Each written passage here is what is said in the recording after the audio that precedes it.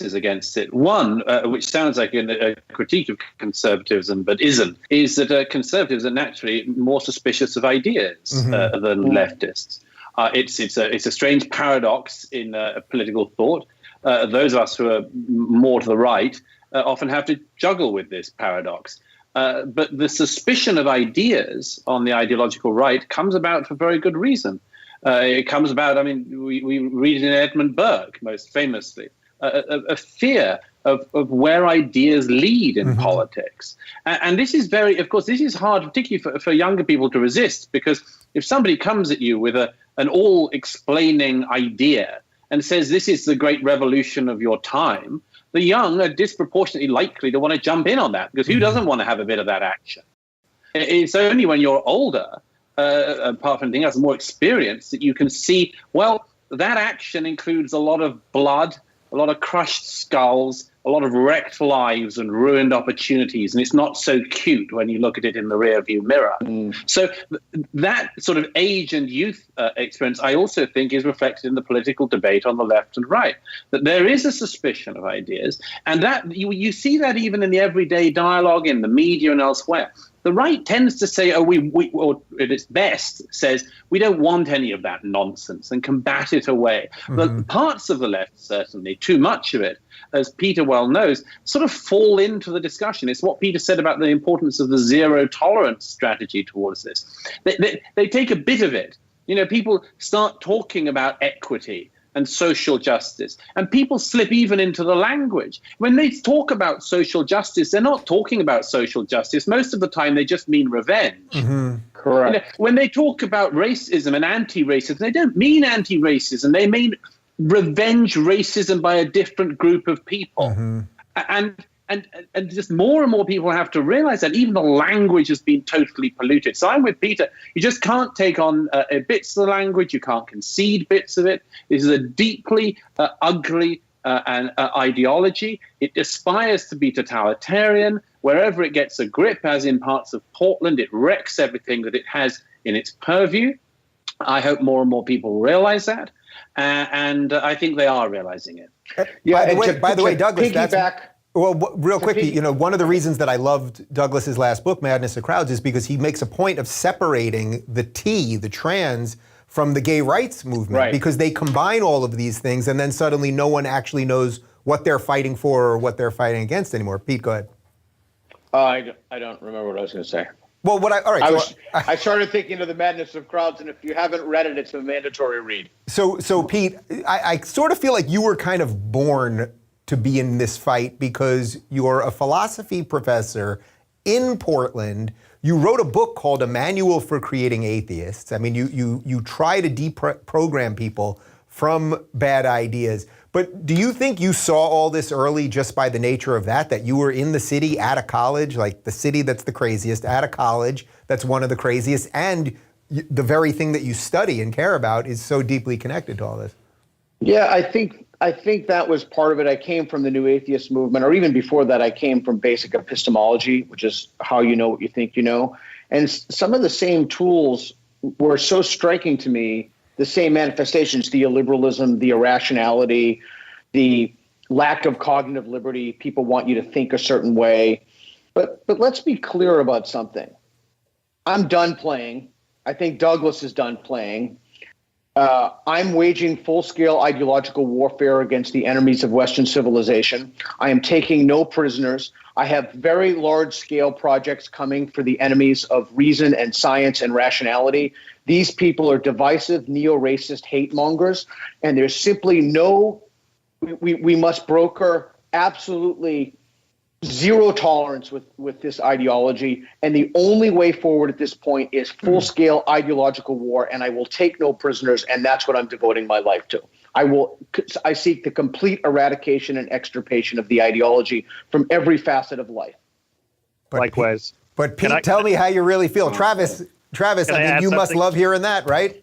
Yeah. No, I mean, Pete and I are in battle together for sure, and we have many projects planned. I want to be explicitly clear about something, and Pete framed it nicely, but these are ideas that are the problem. You know, I mean, obviously certain people are bad actors, but But most people, like most religious people, are genuinely good, and that they they want to do good, but it's the ideology that's the problem, and that's what we're fighting. And the term woke used to just mean being awakened to injustice. That's not what it means anymore, at least for most people. I'm using it in the series as a catch-all term for this umbrella ideology of, whether it's transgender ideology or, anti-racism ideology, critical race theory. I'm using it as an umbrella term. And I do think we should all be awakened to injustice, but that's not what these people are doing. That's not what this ideology accomplishes. Yeah. Douglas, what's been the best defense that you've seen against this? Well, I think there have been quite a few. Individuals have cropped up in recent years from a very interesting collection of backgrounds and an interesting collection of disciplines. It's fascinating, actually, now. You could almost sort of chart the people who've popped up across the globe who have tried to point out the flaws in this ideology. Quite often it's because the ideology has come for them. But the thing I observe that's most heartening, really, and I think I said this to Travis and Peter when we were filming, is that one of the things I found most heartening is that there are weird people, I think like all of us, there are weird people who hold on to concepts like truth and put a high premium on them and not going along with lies that they're told to go along with. And this throws up really curious people. It throws up some very religious people who just, from their religious teaching, they just don't want to repeat lies they're told. It throws up atheists. There's no clear sweep on that one. It throws up people on the ideological left and people on the ideological right, people who are fascinated by politics and people who never really gave a damn about politics until this came along. And so what strikes me is by now there's a very interesting coterie of people around the world of every imaginable background who just don't like being told to lie and will not go along with the lie. And sometimes they're teachers, they crop up around the world. And this is the interesting thing. And we saw it recently with the Manhattan school teacher. If you don't go along with it, the short term, you pay an extraordinary price. But you're onto something because of the extraordinary interest that comes around you when you start saying that you don't believe this. You see, if one teacher in a school says, hang on, we're being segregated along racial lines in the school, and I don't think that's a good thing, you will immediately be in serious trouble, as the Manhattan school teacher was with your boss, and you might even lose your job in the short term. Paul Rossi. You might even lose your job in the short term, as he did, although I gather he's got a job now. But and any child would be very, very lucky to be taught by him. But the point is that you immediately attract all this attention because of the number of people who don't yet have the guts to do it. But this suggests that the people who are doing it are onto something. The movement is only going to grow. I'm not at all surprised at this stage that the Kendys and the D'Angelos and all the other hucksters and fraudsters of the age are talking a higher and higher rhetoric and talking more and more angrily. Why are they doing it? Because they're starting to notice that they're not being regarded as the self-appointed sheriffs that they think they are. They came into town and literally announced themselves sheriff of the entire moral landscape.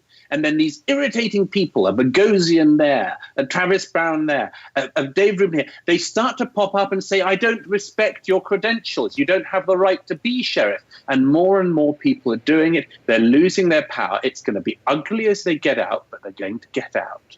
You know, it's funny, Douglas, I usually don't come to you for the Pollyannish response, but you're giving me the silver lining. Dave, I have fought so many unwinnable battles in my life. I know an unwinnable battle when I see one. This is a winnable battle. Totally. I love that. Pete, go ahead. It's inherently unsustainable.